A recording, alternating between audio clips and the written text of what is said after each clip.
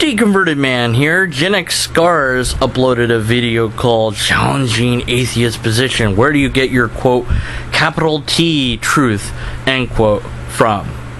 Well, he didn't say from. He just, where do you get your truth?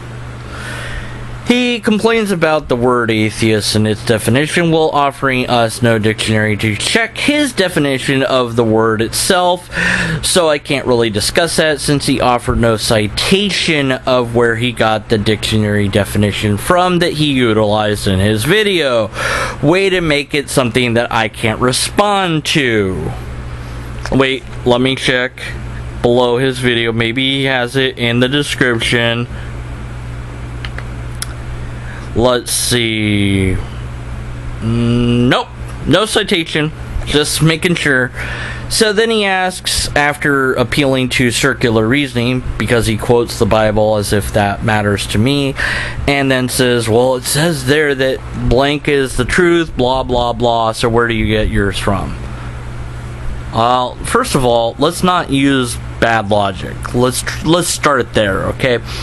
Your mythological book, whether or not you want to think it's not mythology, is going to be treated by this skeptic right here like any other mythological book out there. I'm not going to give it special treatment or special pass.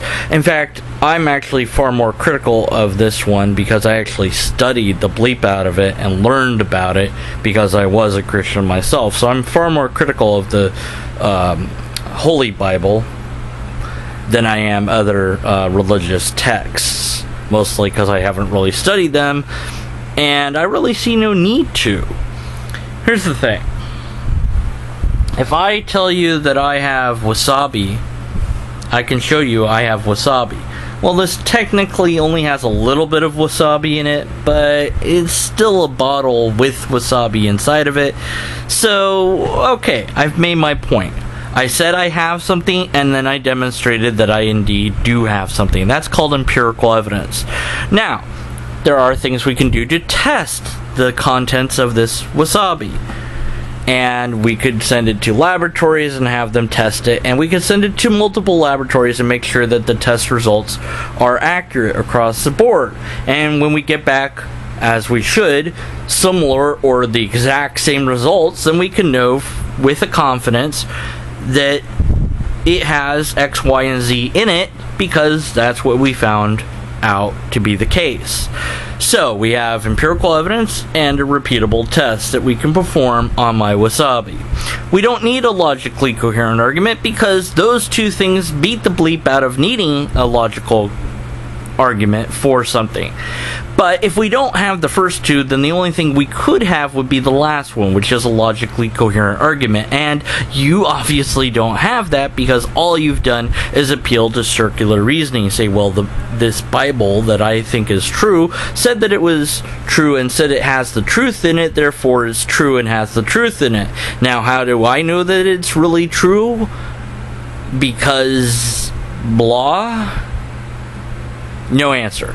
Okay. So, what is the standard? Well, the standard is very simple. When a claim is made, the person or group that makes that claim needs to show and or demonstrate that that claim is true without the capital T. Just that that claim is reasonable, that claim is justified, that claim is a claim that everybody should agree with. If we don't have the empirical evidence, and we don't have a repeatable test, and we don't have a logically coherent argument, then we must be skeptical of that claim. Period. No ifs, ands, or buts. That's the standard. That's the system. If I say there's a green lizard on a lawn chair on the moon, you're going to want proof of that.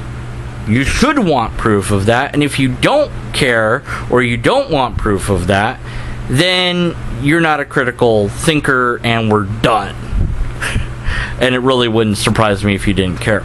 There are people that believe that aliens have abducted them There are people that believe in Raelians, however you say the dang name, lizard people. That people are half people, half lizard. And you can see this whenever the film goes a little bit fuzzy on YouTube or whatever. How that ever started, I have no idea. But okay, there's people that believe that this is really real. People believe in all sorts of conspiracy nonsense. People can believe in all sorts of crazy, wacky, cuckoo ideas. And you, I would think, should know this regardless of what religion you're a part of, because you gotta know a little bit beyond your own bubble. You have to know at least about the Jehovah's Witnesses or the Mormons or something. I'm almost positive you know that there are other religions out there besides your own, right? And you probably think that if they're nuts or wrong or however you want to put that, fine, great, wonderful, but why? And you can't just say, well, because it's not in the Bible, because they oftentimes, more than not, will use the Bible to justify what they believe in, or use their own writings to justify what they believe in. If you picked up a book and it had no cover and you just start reading it from start to finish, will you know if that book is an autobiography or fiction? You might not. Take, for example, Gone with the Wind. If you read through the Gone with the Wind book, you might walk away thinking that it's a historical novel because there's characters, there's a setting, there's actual places that these people can go. It's a very detailed historical novel, and it has a plot, but that doesn't mean it's not a historical novel, right? Well, there are people that do textual criticism and can say, yeah, it's in the format of a novel, so because it's in that format, we're going to think that it's a story. It's not a biography. It's not a historical document, because this is how we make historical documents. This is how we record history, and this isn't how history is. And so if we look at it in that light, we go, yeah, you can tell that it's not meant to be taken as history.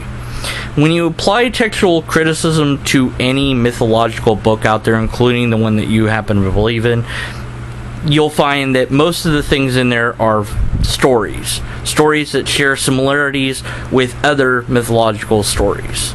And so, because of that, they are not history. They are in the same category as every other mythological book that claims to be the truth, and we're going to treat it no differently, and we shouldn't treat it more differently. What you're doing in this video is asking what's called a loaded question, where you're trying to set it up so that you'll win no matter what the answer is.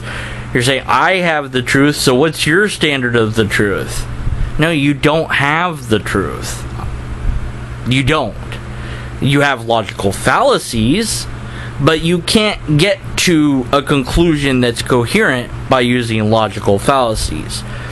So even if you did, on the off chance, have, by pure chance and guesswork alone, the actual right answer, I would have to be skeptical of your conclusion because you failed to give a logically coherent argument. You don't have empirical evidence, you don't have a repeatable test, and you definitely don't have the logical coherent argument.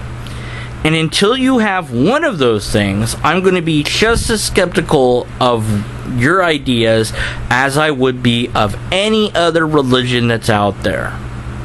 Anybody can claim to have the truth with a capital T,